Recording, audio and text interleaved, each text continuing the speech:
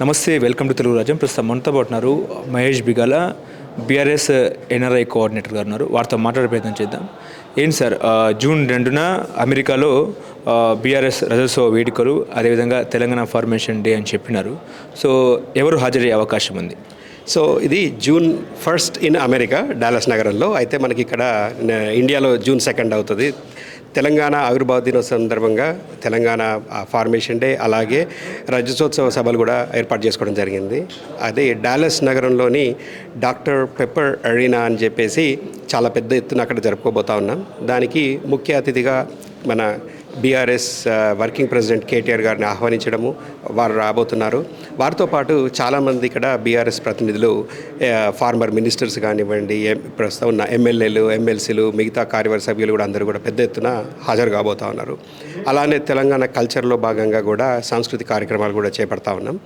దానికి ఇక్కడ నుంచి కళా బృందాలు తీసుకెళ్తా ఉన్నాము. ఇక్కడ నుంచి మళ్ళీ అక్కడ కూడా తెలంగాణ సంస్కృతిని ఇది చేసేలాగా అమెరికా నుండి మొత్తం ఆల్ ఓవర్ అక్కడి నుండి కూడా చాలామంది పాల్గొపోతా ఉన్నారు. ఓకే, అంటే ఇప్పుడు కవులు, కళాకారులు తెలంగాణ నుంచి ఎవరిని ఆహ్వానించారు? ఇక్కడ తెలంగాణ నుండి ముఖ్యంగా రసమై బాలకృష్ణ గారు ఒక బృందంతో పాటు వస్తూ ఉన్నారు.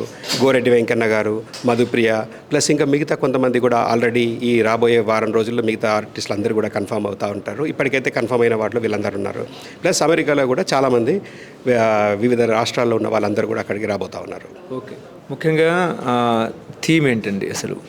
థీమ్ అనేది ముఖ్యంగా ఏంటంటే, మనం పార్టీ పరంగా 25 సంవత్సరాలు ఏదైతే జరుపుకున్నామో, ఒక తెలంగాణ రాష్ట్ర సమితి భారత రాష్ట్ర సమితి అనేది తెలంగాణని సాధించుకొని 25 సంవత్సరాలు నిండిన కార్యక్రమంలో భాగంగా ఇక్కడ మనం ఎల్కతుర్తిలో బ్రహ్మాండంగా సభలు జరుపుకున్నాం. అయితే దానిలో మన కేసీఆర్ గారిని కూడా రిక్వెస్ట్ చేయడం జరిగింది. అయితే ప్రపంచవ్యాప్తంగా ఎన్ఆర్ఐ శాఖలు 52 దేశాల్లో పనిచేస్తూ ఉన్నాయి. సో ఈ సభల్ని మేము కూడా వివిధ దేశాలు జరుపుకుంటాము, ఒక 5-6 దేశాల్లో అని చెప్పినప్పుడు కేసీఆర్ గారు ఒప్పుకోవడము, అలాగే కేటీఆర్ గారితో కలిసి ప్రణాళికను రూపొందించుకోవడము, అండ్ మొట్టమొదటి సభని ఇక్కడ అమెరికాలో చేపడతా ఉన్నాం.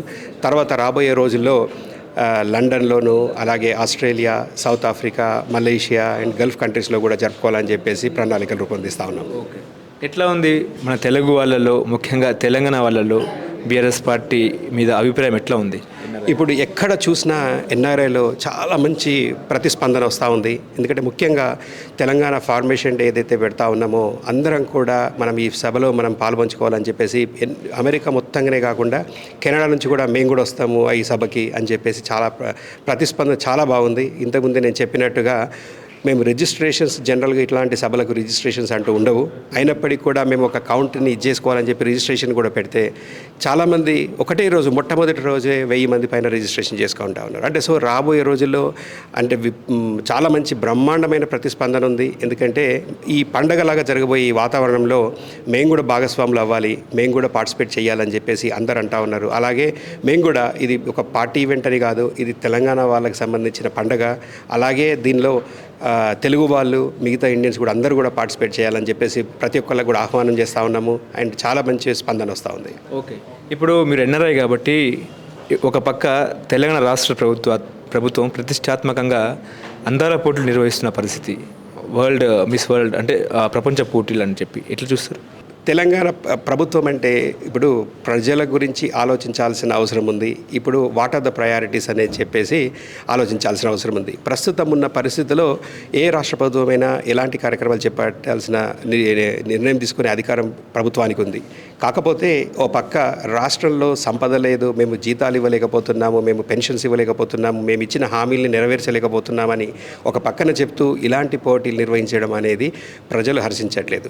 ఎందుకంటే రాష్ట్రాన్ని నిలబెట్టాలంటే తప్పకుండా ఇలాంటి కార్యక్రమాలు చేపట్టాల్సిన అవసరం ఉంది. కాకపోతే మనం ప్రజలకు ఇచ్చిన హామీలు ఏంటి, అవి నెరవేర్చిన తర్వాత ఇలాంటి చేపడితే బాగుంటుందని చెప్పేసి ఎన్ఆర్ఐస్ తరఫున కూడా చాలామంది అనుకుంటా ఉన్నారు. Thank you sir. Hello, Telugu రాజ్యం ఛానల్ చూస్తున్నారా?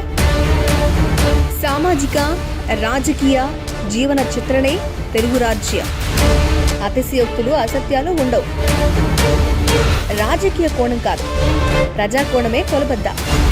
తెలుగు రాజ్యం వీక్షణ మీ ఉత్తమ అభిరుచికి నిదర్శనం.